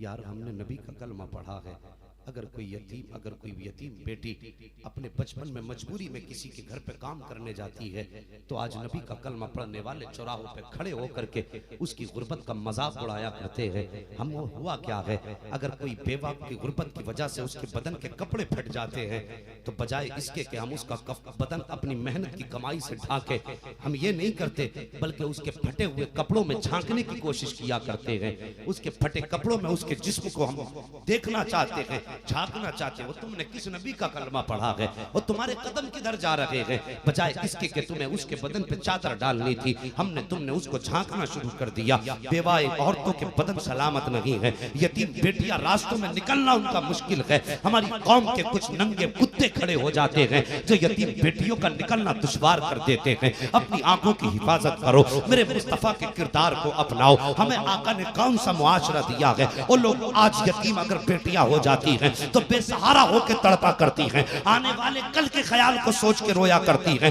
बेवाएं आने वाली जिंदगी को देख करके रोया करती हैं। और मेरे नबी के दौर में भी बेवा थी, मेरे नबी के दौर में भी यतीम बच्चे थे। अब आका का अखलाक देखो, अपने प्यारे नबी का किरदार देखो। मेरे नबी का दौर है, मक्की जिंदगी है, अल्लाह अकबर। एक खातून है, इतनी गरीब के बदन के कपड़े फट चुके हैं, और जब उसके बदन के कपड़े इतने फटे कि उसके बदन के हिस्से नजर आने लगे हैं, जब बदन का हिस्सा नजर आने लगा, उसकी गोद में छोटा सा बच्चा था। बच्चा समझदार हुआ, एक दिन माँ के सामने खड़े होकर कहने लग गया, ए माँ, अपने बदन के कपड़ों की जरा तू सिलाई कर ले, इसलिए कि जब तेरा बदन में खुला देखता हो मुझे शर्म आती है। माँ ने इतना सुना, सिसकी भर के रोने लग गई, कहने लगी, मेरे लखते जिगर, जब से बाप का साया सर से गया है तेरे, उस दिन से घर के अंदर फाकों का आलम तो तूने देखा है। पेट मुश्किल से भरता है, कपड़ों से कहाँ से इंतजाम करूंगी। जैसी बच्चे ने इतना सुना है, कहता माँ अगर तू इजाजत दे तो मैं जाके चचा के दरवाजे से एक चादर न ले आऊं। जैसी माँ ने इतना सुना है, बच्चे से माँ कहती है, बेटे ये मक्के की जमीन है, यहाँ पे कोई किसी का देखने वाला नहीं है।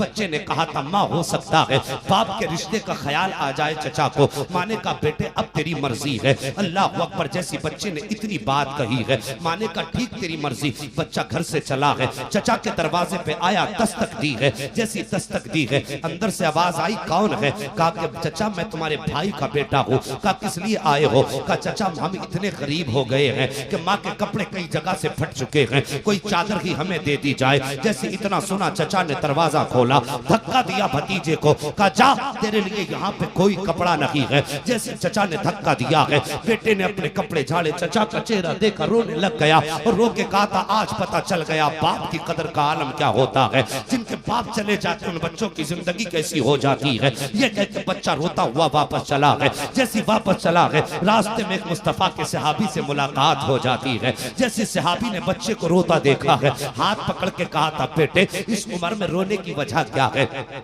ये उम्र रोने की तो नहीं है, ये तो खेल की उम्र है, क्यों रो रहा है? बच्चे ने कहा था, यार तुम्हें मेरे दर्द से क्या लेना देना, तुम अपना काम करो, मुझे अपना काम करने दो। जैसे बच्चे ने इतना कहा, वो सहाबी रसूल थे, कहते बेटे बता तो सही बात क्या है। उसने कहा, हम इतने गरीब हैं कि माँ के बदन पे एक कपड़ा तक नहीं है बदन छुपाने के लिए, और मैं चचा के दरवाजे गया था, उसने मुझे धक्का दे के वापस कर दिया। मेरी माँ ने सच कहा था, मक्के में कोई किसी का मददगार नहीं है। जैसे उन्होंने इतना सुना है, बच्चे की तरफ मुस्कुरा के देखा और कहने लगे, तुझसे किसने कह दिया मक्के में कोई पुरसाने हाल नहीं है? कहा फिर कौन है? कहा तुझे पता नहीं है, एक ऐसा भी मक्के में अमीर है, एक ऐसा भी सखी है जिसके दरवाजे से आज तक कोई खाली नहीं लौटाया गया है, जिसके दरवाजे से किसी को वापस नहीं किया गया है। बच्चे ने एकदम तड़प के कहा था, कौन है जरा मुझको भी उसका पता बता दो। तो सहाबी ने कहा था, दुनिया उनको मोहम्मद रसूलुल्लाह कहती है। का उनका पता क्या है? का वो काबे के हरम में बैठे हुए हैं,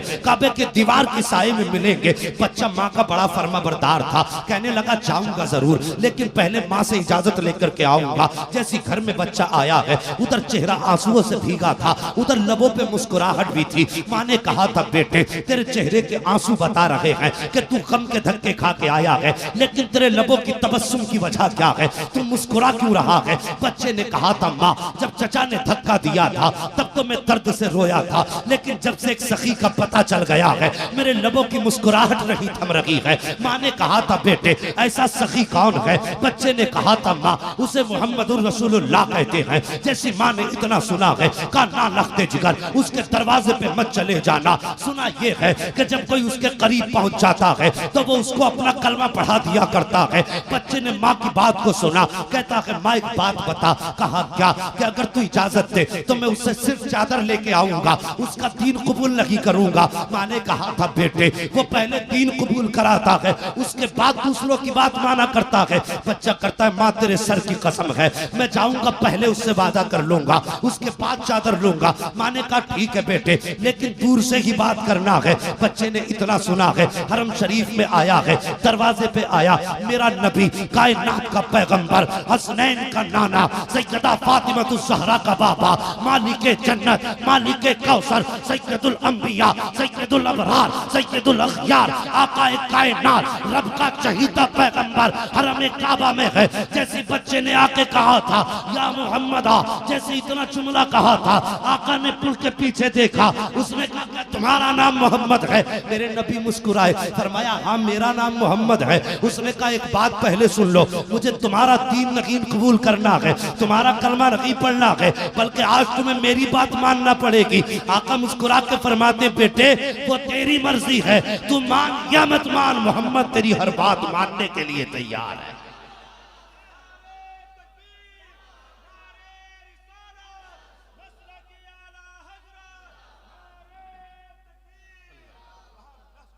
अल्लाह वो अकबर। आका फरमाते, मैं मानूंगा तेरी, चल तू मेरी बात मत मानना।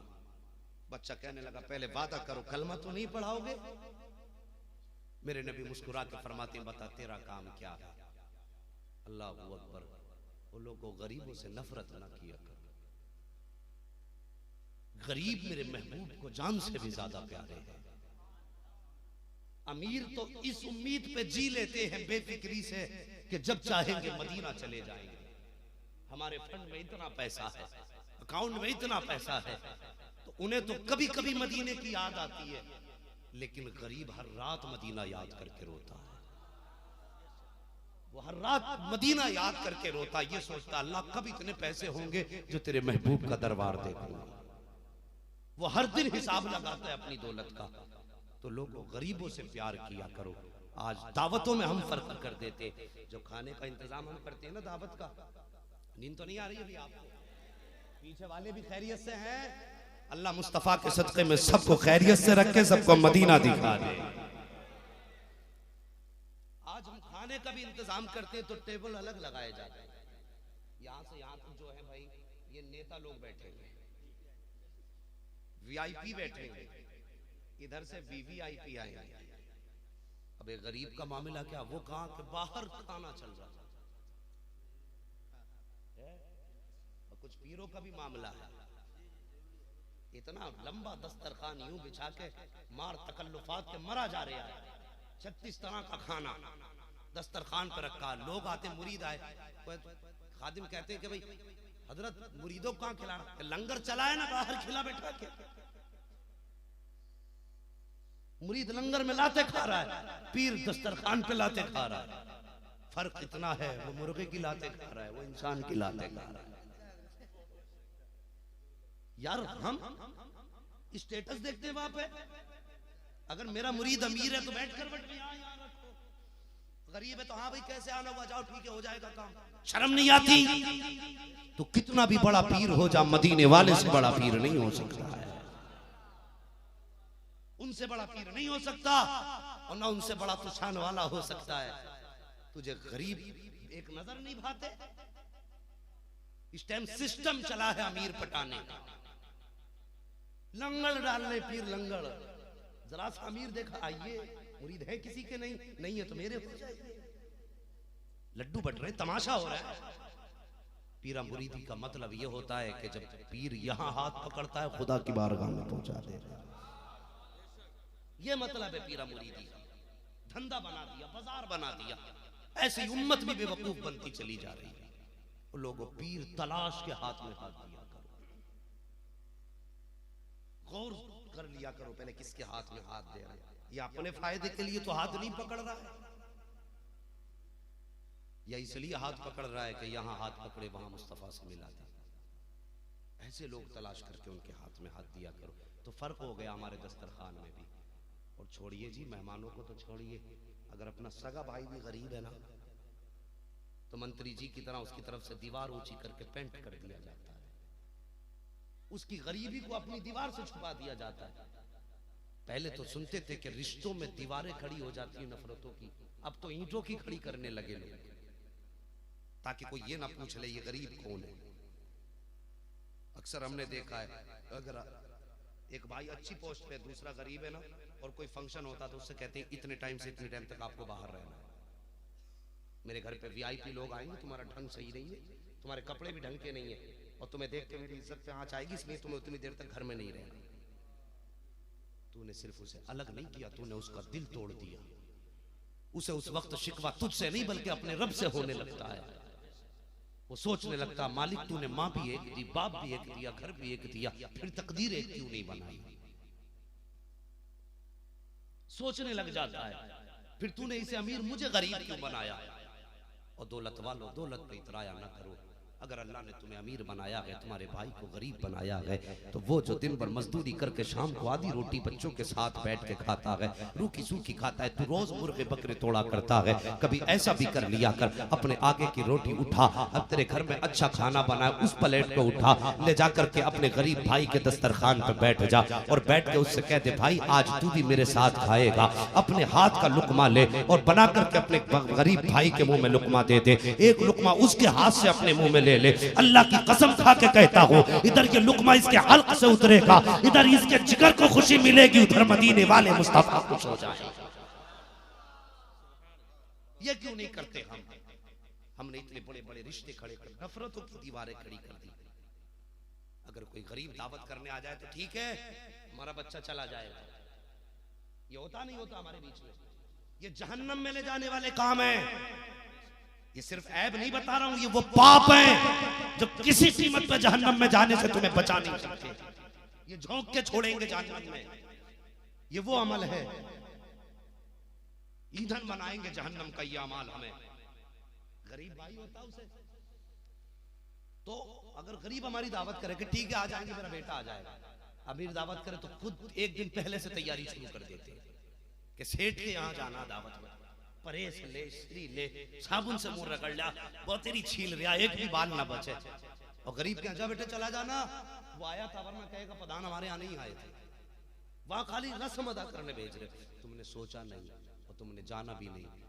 बात मैं तुम्हें बताऊं बड़ी प्यारी और बड़े प्यारे शख्स की भी है, मगर बताऊंगा तब जब तुम्हारे चेहरे सही हो जाएंगे और प्यार से बोल दोगे या रसूल अल्लाह, सुभान अल्लाह। इधर वाले लोग काम चला रहे हैं, उधर वाले सोच रहे मौलवी हमारे हिस्से में ही नहीं बैठा। भाई आपने फर्क किया ना, ये कुर्सियों में जगह बना के, मैंने तो नहीं किया। तो जरा इधर वाले भी बोलते ना या रसूल अल्लाह, सुभान अल्लाह। बड़े समझदार लोग हैं, इधर वाले कह रहे हैं हम तो इधर से ही कहा गया। खैर सब बोल लिए, अल्लाह ताला सबका बोलना कबूल फरमा ले। मैं बात करने लगा, आओ दुनिया इश्क का इमाम कहती है, बरेली का ताजदार भी है, सुन्नियत का अलमबरदार भी है, सुन्नियत की पहचान भी है, हम आशिकों की जान भी है। नाम है इमाम अहमद रजा खान। लोग ये कहते हैं कि उन्होंने सिर्फ कुफ्र और शिर्क के फतवे लगाए, जालिमों उन्हें कभी करीब से पढ़ भी लिया। उन्होंने तो आका के किरदार को ऐसा अपनाया कि उनकी अदा अदा नबी नबी बोला करती थी। आला हजरत पे उंगली उठाना बहुत आसान है, समझना बड़ा मुश्किल काम है। आज गौर करें, आला हजरत की जिंदगी के आखिरी अय्याम है, तबीयत भी खराब रहती है आला हजरत, बीमार रहते, परहेज भी चल रहा था। उस दौर में बेसन की रोटी और चने का साग, ये उस वक्त की बड़ी मरगूब ग़िज़ा थी बरेली की। अच्छा खाना भी था, मतलब लोग इसे मोहब्बत से खाते थे, लेकिन ये गरीबों का खाना था। इतना बड़ा इमाम, समझ सकते हो कितनी शान वाले आला हज़रत, पता ही है ना। डाल दी कल्ब में अजमत मुस्तफ़ा सैयदी आला हजरत पे लाखों सलाम। पूरी दुनिया आज सलाम करती है आला हजरत को। वो बच्चा आया, एक आया ना बच्चा, छोटा बच्चा था, आके कहने लगा बड़े मौलाना साहब, ये जुमले थे उसके आला हजरत के बारे में। आज मुझे कोई कह दे ना मौल साहब, मेरा मूड खराब हो जाता कि मुझे हजरत नहीं कही, मौल साहब कह रहे, मैं इतनी दूर से चल के आया हूं, अब भी मौल साहब रह गया मैं। वो आके कहता है मौल साहब बड़े मौलाना का, जी बेटा, का मेरी माँ ने मुझे भेजा है। क्यों? क्या आपकी दावत है हमारे घर? आला हज़रत फरमाते बेटे तुम्हारे अब्बू नहीं आए, तुम्हारे अब्बू नहीं आए? बच्चा कहने लगा हजरत मैं यतीम हूं, मेरे सर पे बाप का साया नहीं है, हम गरीब भी हैं। इतना सुना आला हज़रत ने फरमाने लगे ठीक है बेटा तेरी दावत मुझे मंजूर है। कहने लगे बेटा खाने कब आना है? कहने लगा ये अम्मी से पूछ के बताऊंगा। खिलाएगा क्या? तो उसकी गोद में वो बेसन का आटा था। कहने लगा बेसन की रोटी बनाएंगी और चने का साग बनेगा।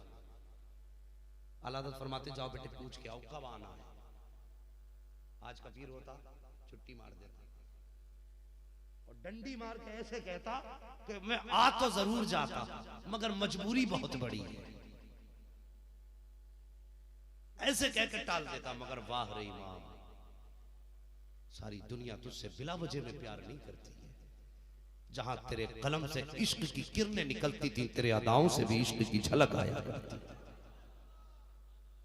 फरमाया बेटे जाओ माँ से पूछ के आओ। बच्चा गया, माँ बड़े मौलाना ने कह दिया है दावत को भूले कब आना है? कहा जाओ बेटे, कहना कल दोपहर की दावत है। अल्लाह अकबर। जैसे कल दोपहर का वक्त आया है, आला हजरत ने अपने शागिर्द को साथ लिया, फरमाया चलो आज वो बच्चा दावत करके गया था, उसके घर पे दावत खाने जाना है। वो बिहारीपुर पुलिस चौकी है, जो बिहारीपुर ढाल की जगह से वो जगह मशहूर है, जहां आला हजरत के मजार पे जिस जगह से मुड़ते हैं उसी जगह पे उस खातून का घर था। आला हजरत बगैर बुलाए वहां पर पहुंच गए, दरवाजे पे दस्तक दी, अंदर से आवाज आई कौन? कहा बेटे बड़े मौलाना आए हैं। बच्चा अंदर आया, जाके कहता माँ बरेली वाले बड़े मौलाना आ गए हैं जिनकी दावत की थी। माँ ने कहा बेटे ले, वो बोरिया था एक फटा हुआ बोरिया। माँ ने कहा बेटे जाओ बड़े मौलाना को दे के आओ, कहना इसी को बिछा के बैठ जाए। आज मेरे नीचे गद्दा अगर अच्छा ना हो तो मैं मूड खराब होता। मैं कहता हूँ जहूर भाई कहाँ ला के डाल दिया तुमने, मुझे अच्छी जगह रखना चाहिए था, 5 स्टार कुछ कम से कम होटल होना चाहिए था। मगर बरेली के इमाम की सादगी देखो, जैसी बच्चे ने ला के वो फटा हुआ बोरिया दिया, फटा हुआ टाट दिया, ला करके इसको बिछाइए। आला हजरत ने वही लिया है, जगह झाड़ी बिछा दिया जमीन पे, और उसके बाद आप जमीन पे वही बैठ जाते हैं। लोग गुजरते आला हजरत को देख के कहते हजरत आप यहाँ, आप यहाँ। आला हजरत मुस्कुरा कर फरमाते जाओ आज हमारी दावत है, तुम्हारी दावत नहीं है, हमारी दावत है, तुम्हारी दावत नहीं है। इतना बड़ा इमाम जमीन पे बैठा है। थोड़ी देर के बाद बच्चा अंदर से दस्तरखान लाया, वहीं पे जमीन पे दस्तरखान बिछाया गया। आला हजरत के सामने जब वो बेसन की रोटी आई है और चने का साग था, आपके साथ जो आपके मुरीद खलीफा भी थे, शागिर्द भी थे, कहने लगे हुजूर इससे तो बड़ा सख्त परहेज है। डॉक्टर ने ये कहा है कि आपके लिए इसका एक लुकमा भी जहर है। अगर दावत में आ ही गए हैं तो हजरत एक ही लुकमा खाना, इससे ज्यादा मत खा लेना। आप फरमाते हैं कि आला हजरत हर दिन अपनी खुराक में सिर्फ 1 रोटी खाते थे, लेकिन उस दिन आला हजरत ने 1.5 रोटी तनावुल फरमाई है, 1.5 रोटी तनावुल फरमाई, जिसका एक लुकमा भी जहर था। जब खाना खा कर फारिग हुए, कहा बेटे माँ से इजाजत लेके आओ, अब हम जाना चाहते हैं। बच्चे ने इजाजत दी है, आला हजरत चले हैं। शागिर्द ने हाथ थाम के कहा था मेरे इमाम इतना तो बता दे, ये रोटी तो आपके लिए जहर थी, आपने पेट भर के क्यों खा ली? 1 लुकमा खा लेते, आपको कम से कम उसका कहना पूरा हो जाता। आपको मालूम नहीं है इसके खाने से तबीयत बिगड़ जाएगी, आपकी बीमारी बढ़ जाएगी। आला हजरत की आंखें बरसने लग जाती हैं और रो के कहते हैं चुप हो जा, मैं अपनी तबीयत को देखो या मदीने वाले मुस्तफा की सुन्नत को देखो। उन्होंने कहा था आका वजह क्या है? आला हजरत फरमाते हैं कि मैं 1 लुकमा लुकमा खा लेता तब भी कहना पूरा हो जाता। लेकिन वजह यह है मेरे मुस्तफा ने फरमाया जो किसी यतीम को हंसा देगा अल्लाह उसे जन्नत का वारिस बना करके जन्नत में।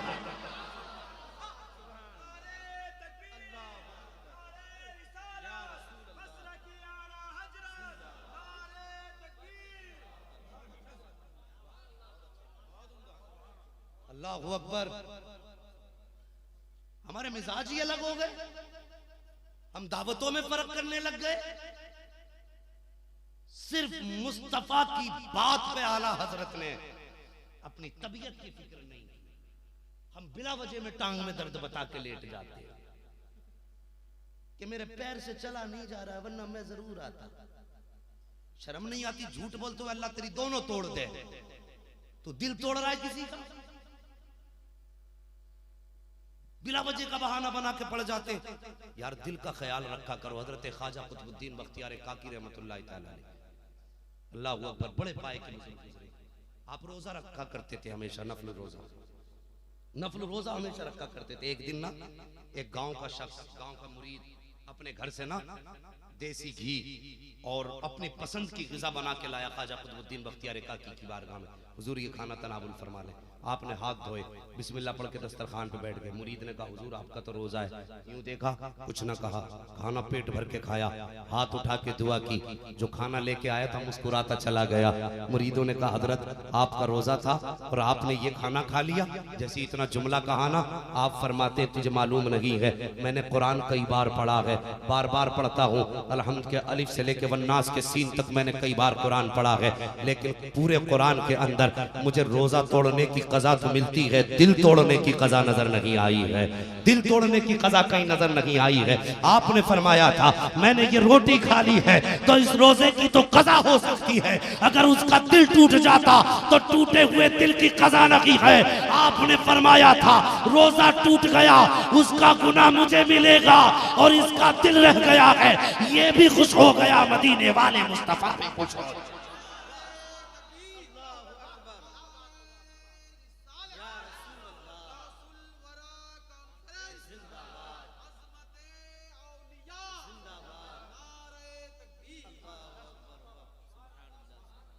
अल्लाहू अकबर। ये है दिल के राज। अब अगर कोई भी दावत दे या किसी काम को कहे तो हमें सबसे पहले सामने वाले शख्स के दिल का ख्याल करना। करेंगे ना इंशाअल्लाह। मैं जो मेहनत कर रहा हूं मेरे पसीने की लाज रख ले, मैं खून जिगर पेश कर रहा हूं। इसका ख्याल रखना, सामने वाले का हमें दिल नहीं टूटने देना, अपना नुकसान कितना भी हो जाए। हमें मुस्तफा को खुश करना है। भाई खैरियत है आप लोग? अल्लाह सलामत रखे। हाँ माशाल्लाह, आपका तो काम हो गया, इधर पान मिल गया उधर काम हो गया। लेकिन कोई बात नहीं, तुम पान भी खाओ और इंशाल्लाह कयामत में हौज़े कौसर के जाम भी पी लें इंशाल्लाह। इंशाल्लाह जरा यार बोल दो ना इंशाल्लाह। तवज्जो कीजिए, टूटे हुए दिल का हमें ख्याल करना, किसी का दिल नहीं तोड़ना। बात बात में हम अपने बड़े करीबियों को ताने भी दे देते, गालियां भी दे देते, जबान पे लगाना, थोड़ा नुकसान बर्दाश्त कर लेना। लेकिन दिल, बोलो दिल, अल्लाह आपकी जबान आपको भी मुबारक करे, मुझे भी करे, दिल नहीं तोड़ना है। अल्लाह अकबर। आगे बढ़ो। मैं क्या अर्ज कर रहा था? बच्चे ने आके कहा था आका कलमा पढ़ने नहीं आया और मुझे आपकी बात भी नहीं माननी है। खैरियत है ना? हाँ, ये खाली जी जी करके भूल मत जाना। कल को ये मत कहना मौलवी बड़ा अच्छा था माइक खिला दिया था। इसमें मेरा कमाल नहीं, सारा कमाल मदीने वाले का है। हम तो उनके नाम पे टुकड़े खा रहे हैं। सच पूछो तो हम कोई दीन का इतना काम नहीं कर रहे, अब हम तो कुछ भी नहीं कर रहे। बातें भी उनकी सुनाते और टुकड़े भी उन्हीं के खाते और उन्हीं के कर्म पे जिया करते हैं। तो फिर इसमें हमारा कमाल क्या है? हमारा तो कोई कमाल नहीं है। मेरे नबी से बच्चा कहता है आका कलमा पढ़ने नहीं आया, आज तुम्हें मेरी बात माननी है। मुझे तुम्हारी नहीं माननी। मेरे नबी ने फरमाया ठीक है चल आज हम ही मान लेते हैं। करीब तो आ, बच्चा आया, मेरे नबी ने फरमाया बेटे बात क्या है। जब मेरे नबी ने उससे बात की ना तो नबी के लहजे में इतनी शफकतें थी, इतनी शफकतें थी कि बच्चा दुनिया के प्यार भूल गया। एक नबुव्वत के लहजे में माँ का प्यार भी था, बाप की शफकतें भी थी, भाई की मोहब्बत भी थी, हर वफा मुस्तफा के उस लहजे में थी। जब मेरे नबी ने यह कहा था बेटे बात क्या है, उसने कहा नबी आका जी मेरे बाप का साया मेरे सर पे नहीं है। है इतना जुमला बच्चे ने कहा नबुव्वत वाली आंखें बरसने लग गईं। वजह यह थी जब बच्चे ने अपने यतीम होने का तज़किरा किया, मेरे मुस्तफ़ा को अपने बचपन का दौर याद आ गया था, आका को अपना जमाना याद आ गया। मेरे नबी की आंखों में आंसू बरसने लगे। फरमाया बेटे फिर? कहा आका हम बड़े गरीब हैं, हमारी माँ के बदन पे इतना कपड़ा नहीं कि जो वो फटे हुए कपड़ों को मैं पैबंद लगा सके। मेरे नबी फरमाते फिर? कहा मैं चचा के दरवाजे गया था, उसने धक्का दे के वापस कर दिया। आका फरमाते अब क्या चाहता है? मेरे नबी का चेहरा देखा, बच्चे ने मुस्तफा रो रहे हैं, गर्दन झुका के बैठ गया। कहा आका सुना है आपके दरवाजे से आज तक कोई खाली नहीं गया है। मेरे नबी फरमाते बेटे बात क्या है? कहता आका कुछ इतना कपड़ा तो दे दो जिससे मेरी माँ का बदन छुप सके। ओ लोगों जैसी बच्चे ने इतनी बात कही है, नबुव्वत का दरियाए करम जोश में आया है। मेरे नबी ने मुजम्मिल वाली चादर कांधे से उतारी है और बच्चे की गोद में दे दी है। बच्चा हाथ पीछे करके कहता मैं कलमा नहीं पढ़ूंगा। नबुव्वत वाली आंखें बरसते हुए कहती हैं कोई बात नहीं बेटे जाके माँ का बदन छुपा दे। जैसे इतना सुना है बच्चे ने चादर हाथ में ली है, यूं सीने से बच्चे ने लगाई है। अल्लाह अकबर, चादर का सीने से लगना था कि इश्क़ मुस्तफा सीने में उतरना शुरू हो जाता है। अब जब बच्चा हरम शरीफ से चला है तो कभी पलट के घर की तरफ देखता है, कभी रुखे मुस्तफा की तरफ देख रहा है, कभी रास्ते को देखता है, कभी जलवे यार को देखता है। इश्क कहता है पीछे हट जा, लेकिन माँ का हुक्म कहता है आगे बढ़ जा। बच्चा शशो पंज में है, इधर जाता है तो महबूब का दामन छूट रहा है, अगर उधर जाता है तो फिर माँ का फरमान टूट रहा है। माँ ने बच्चे ने हिम्मत की है, सीने से चादर लगाई, तोड़ लगाई है, घर के दरवाजे पे जाकर। आज हिंदुस्तान के अंदर मुसलमान बेहिसाब शराब पी रहा, बियर के नाम पे, पार्टी के नाम पे, दोस्ती के नाम पे, फंक्शन के नाम पे, खुशी के नाम पे, तरक्की के नाम पे शराब में हम डूबे हुए हैं। इस शराब से नफरत किया करो यार, ये शराब वो है जिसने नबी के घर को तबाह किया है। आप सोच रहे होंगे ये मौलवी क्या कह गया, तो मैं सच बता दूं अगर शराब का नशा ना होता करबला में हुसैन का खानदान लुटता नहीं। तुम्हें मालूम नहीं है जब उर्मिला ने तीर संभाला था और कमान संभाल के निशाना किया था हुसैन के असगर की तरफ, हाथ कांपे, तीर नीचे गिरा, 3 बार निशाना लगाया। अमर इब्ने साद ने कहा था कि सुन तू तो बड़ा पहलवान है, बड़ा बहादुर है, आज एक 6 माह के असगर के सामने तेरे हाथ कांप गए। उसने कहा बात 6 माह के असगर की नहीं है, बात यह है कि जब मैं निशाना लगाता हूं ना तो मेरी निगाह हुसैन के खेमे के दरवाजे पे चली जाती है। कहा जब हुसैन के खेमे को देखता हूँ हुसैन की 7 साल की सकीना हाथ उठा के कहती है जालिम मेरे असगर पे तीर मत चलाना, इसने तुम्हारा कुछ नहीं बिगाड़ा है। कहा जब उस बहन का उठता हुआ हाथ देखता हूँ तो मेरे हाथ कांप जाते हैं। उसने कहा था मैंने 3 बार तीर संभाला है और तीनों बार मैंने हुसैन की सकीना का चेहरा देखा। उसने 3 बार हाथ उठा के कहा था जालिमो मेरे असगर का कसूर नहीं है, कम से कम मेरे असगर को अगर पानी नहीं दे सकते हो तो तीर तो मत चलाओ। जैसे उसने ये बात कही थी तब उर्मिला को एक शराब का जाम भर करके दिया गया था, कल इसको पी ले फिर कुछ नजर नहीं आएगा।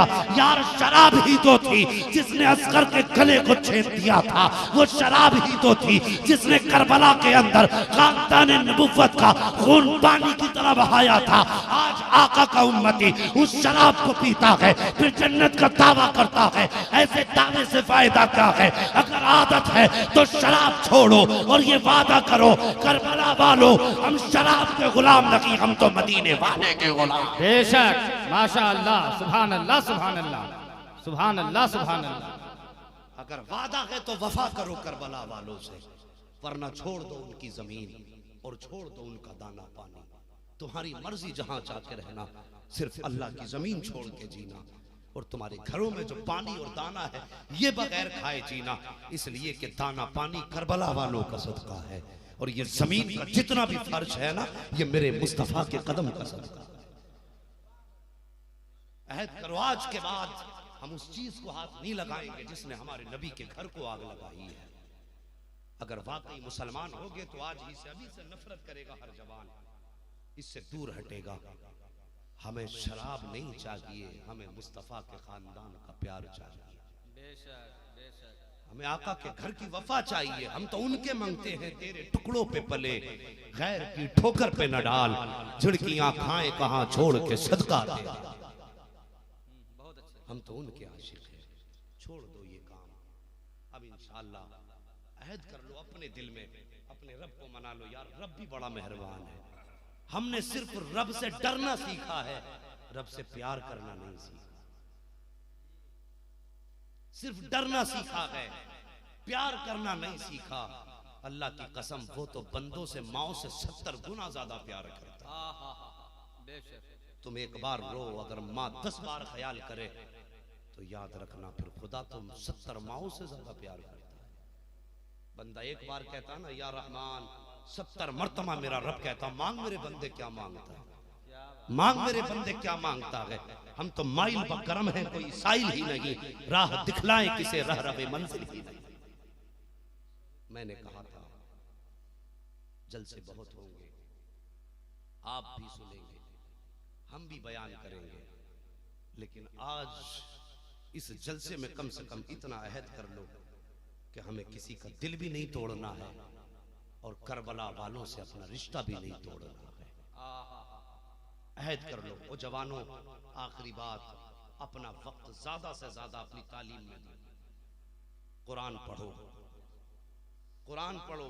आज जितने भी वायरस है ना, ये कुरान ना पढ़ने की वजह से फैल रहे हैं। सिर्फ कुरान की तिलावत शुरू कर दो, अल्लाह की कसम कोई भी वायरस तुम्हारे करीब नहीं आएगा। क्या बात है, मेरी गारंटी।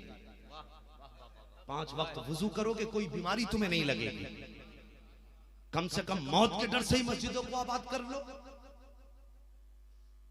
कोरोना वायरस से बचने के लिए 5 वक्त वुजू शुरू कर दो। मेरे नबी ने फरमाया, जब भी कोई मोमिन कामिल बावुजू रहता, अल्लाह के 2 फरिश्ते उसकी हिफाजत में खड़े रहते। बावुजू रहा करो, फरिश्ते तुम्हारी हिफाजत करेंगे, और जब फरिश्ते हिफाजत करेंगे तो फिर किसी भी एंटीवायरस की जरूरत नहीं है, फिर किसी एंटीवायरस की जरूरत नहीं है। मुसीबत अगर घेर लिया करे ना, तो बस अपने रब को आवाज दे लिया करो। उसका रिश्ता तुमसे बड़ा गहरा है। वो तो हर रात ये सदाएं देता है, मेरे बंदो है कोई मुझसे मांगने वाला। हर रात ये सदाएं देता है, लेकिन हम लेटे रहते। वो जवानों उठो, मोबाइलों को ताले लगा दो, हस्बे जरूरत ही नहीं इस्तेमाल करो, जरूरत से ज्यादा नहीं। ये जरूरत से ज्यादा इस्तेमाल करना कोरोना वायरस से ज्यादा खतरनाक है।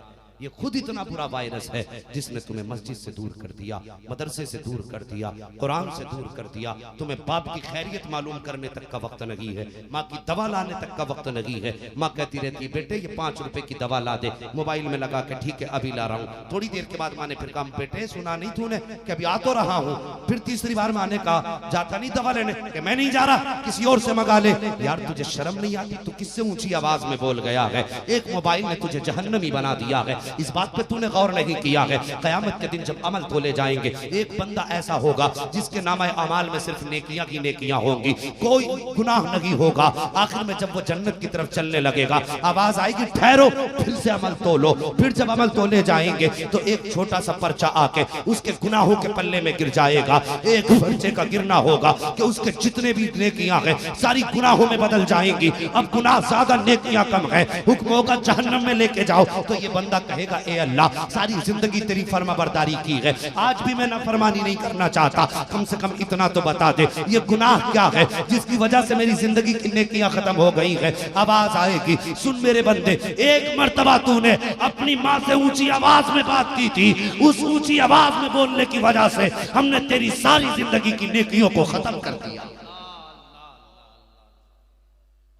और ये मोबाइल कितनी मर्तबा हमें माँ से ऊंची आवाज में बुलवाता,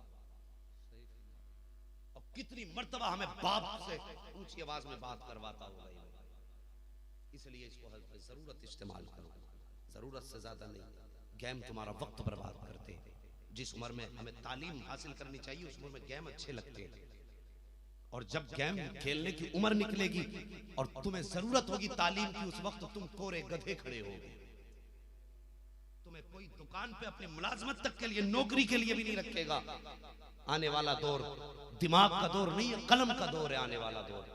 जूते भी उनसे साफ कराए जाएंगे जिनके पास तालीम होगी। इसलिए आगे बढ़ो, तालीम हासिल करो। इस वक्त में मोबाइल बंद कर दो। अगर तुमने तालीम अच्छी हासिल कर ली तो यकीन जानना कल हजारों मोबाइल नहीं बल्कि बड़े बड़े कंप्यूटर तुम्हारे कदमों पे पड़े हो। तालीम पे गौर करो जवानों, तालीम पे आगे बढ़ो। हम दुनिया हिंदुस्तान के अंदर अपना गोली चला के हासिल नहीं कर सकते, लड़ चला के हासिल नहीं कर सकते। इल्म हासिल करके हम अपना मनसब हासिल कर सकते हैं। आज ताकतवर वो नहीं जिसके पास तोपे हैं, ताकतवर वो नहीं जिसके पास आज बारूद है, ताकतवर आज वो है जिसके हाथ में कलम है और उसके कलम की पावर है। आज 1000 तोपों से ज्यादा कलम की रोशनाई की ज्यादा ताकत होती है। आगे बढ़ो, तालीम हासिल करो, मोबाइलों को उठा के ताकों में रखो, सिर्फ जरूरत भर इसको इस्तेमाल करो और जिंदगी का मामूल ये बना लो कि सुबह जब उठा करो पहले मुस्कुरा के माँ बाप का चेहरा देखा करो। जब शाम को घर में आया करो थोड़ी देर 5 मिनट निकाल के माँ बाप के कदम जमा दिया करो। जाके उधर बिस्तर पे तुम सोओगे, इधर माँ के हाथ उठेंगे, इधर माँ के हाथ आसमान की तरफ जाएंगे और अल्लाह तुम्हारी तकदीर के फैसले कायनात के अंदर फरमा दे। तो ये कामयाबियां अपने दिमाग से नहीं माँ बाप की दुआओं से मिलेंगी। कलम ज्यादा मत पढ़वाओ, माँ बाप से दुआएं ज्यादा लें। एग्जाम का दौर चल रहा है ना, अक्सर बच्चे तालीम हासिल कर रहे हैं। एग्जाम का दौर है बेटा, मेहनत करना पड़ना। तुम्हारे लिए बहुत सी रुकावटें हैं। तुम्हारे 5 नंबर तो सिर्फ इस वजह से काट दिए जाते हैं कि तुम मुसलमान हो। ये याद रखना, तुम इतना अच्छा लिखो कि काटने वाले थक जाएं, लेकिन तुम्हारे नंबर कम नहीं होने चाहिए। बढ़ो आगे और दुनिया को बता दो कि हम मुस्तफा जाने रहमत के नौकर हैं, आका के नौकर हैं। हम तो वो हैं कि टल न सकते थे अगर जंग में अड़ जाते थे। पांव शेरों के भी मैदान से उखड़ जाते हैं, उखड़ जाते थे। दश्त तो दश्त है, दरिया भी न छोड़े हमने, पैरे जुल्मात में दौड़ा दिए घोड़े हमने, गर्दन में हाथ डाले हैं माओ नुजूम ने, गुजरा है इन हदों से मुसलमान कभी कभी। क्या बात है, बहुत अच्छे। आगे बढ़ो, तालीम हासिल करो।